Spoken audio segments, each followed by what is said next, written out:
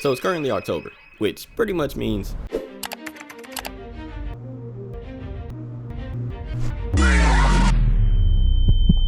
and that's when I came up with a genius idea.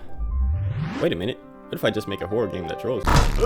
Now if I want any chance of tricking people into playing this game, I need to get it uploaded before Halloween. But there's a tiny little problem. According to my calculations, that only gives me a week. So I guess I'm gonna spend the next 7 days making a fake horror game and tricking streamers into playing it. Yay. Yeah.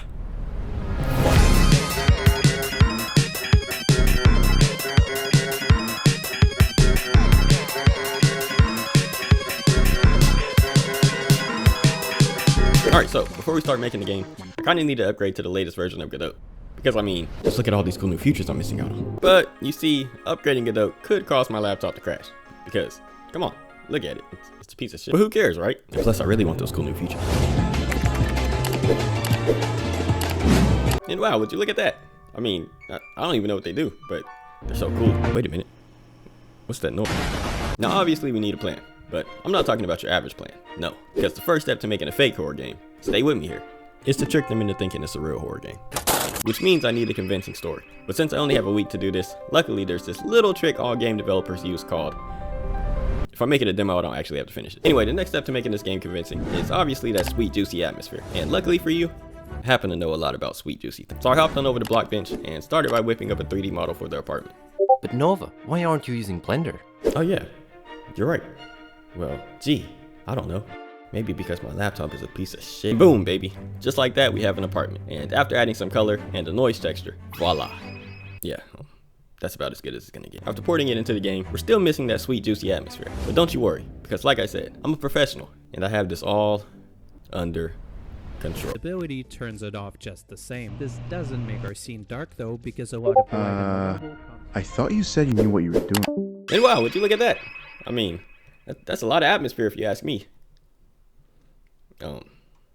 Yeah, after adding some finishing touches, now that I think about it, I should probably get started on the player, because we really don't have that much time left. So I'm just gonna recycle this player model from my Turning Popular Games 2D series. Like, new character model, baby. Pretty cool if you ask me. I would hit that like button and subscribe. Because, I mean, come on, it's a new character model. Then I throw him into Pixel Composer and added some really useful animations, like throwing a baseball, or slapping his knee, and my personal favorite, decapitating his limbs. You know, second thought, that one's actually pretty weird. Anyway, now all I have to do is make an animation, turn it into a sprite sheet, fix it in A-Sprite, import it into Godot, and do that about 10 more times. And with that all out the way, I can finally start making the game. Yay. Yeah. Code, era, fuck, better code, walking, running, camera. Now the next step to making a fake horror game and tricking streamers into thinking it's real is immersion. And make sure you're taking notes here, because when it comes to making someone scared, like all good things in life, first, you have to edge them. Oh my god, young man. So instead of adding a pause menu, UI, save and load system, or any other thing I don't feel like doing, I can just not add them and hide it under the fact that it'll ruin the immersion. But I kind of still need a way to let the player know what to do. Dang! So I decided to add a plugin called Dialogic, which pretty much allows me to, you guessed it, add dialogue. And after adding a way to interact with objects using this little itty bitty lever that totally doesn't look like a dick, added some shaders, which covers up how bad this 3D model is. Well, alright, so the next and arguably most important step is sound design, which is exactly why I have this giant list of sound effects. But obviously this would take way too long to do by myself. But don't you worry, because I always have a plan. Hey man, how's it going? Great, I was just seeing if you could make some sound effects. Dang. Oh, I guess I have to find them myself. And bam, baby. After adding some sound effects, we can finally move on to the next step. Because obviously it's not a horror game without jump scares. But let's be honest here. What's more scary than getting hit with some good old-fashioned 1900s brain rot? So to finish up this game, I'm just gonna throw in a...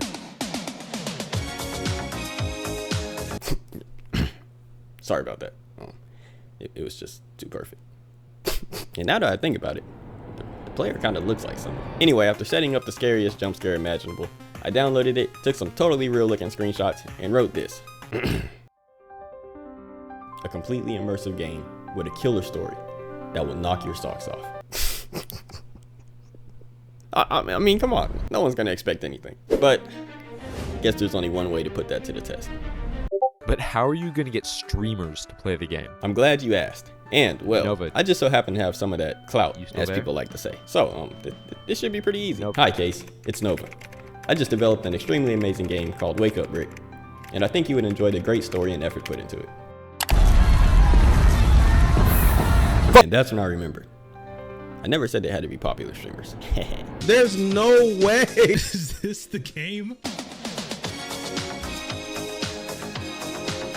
I can't believe I got Rick rolled live. That's it? That was so nasty. If this plays the whole song, this will make my night. Nova, this better not be it. Anyways, I'm pretty sure everyone secretly hates me now, so yeah, please send help.